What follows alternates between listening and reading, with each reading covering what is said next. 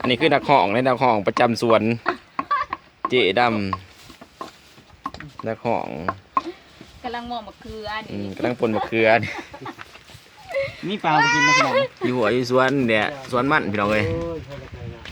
ตอนนี้ฝนกำลังตั้งเข่าตั้งงวนมาเนี่ยเนียนมะเขืออยู่ไฮอยู่สวนคือเก่า ถ่ายลงไป ปลาอะไรมากเหมือนโอ้ยหลายปลาแบบนี้ลงไปหมดปลาแต่ว่าบ่กินปลาเนี่ยสิกินเนียนมะเขือเอา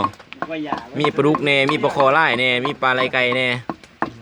ปลาขี้กระเพาะปลาไหลไก่ ปลาไหลเป็ดก็มี มีปลาดุกแน่ปลาเสื่อมแน่หลายอย่างปลาเนาะอันนี้คือเนียนมะเขือกำลัง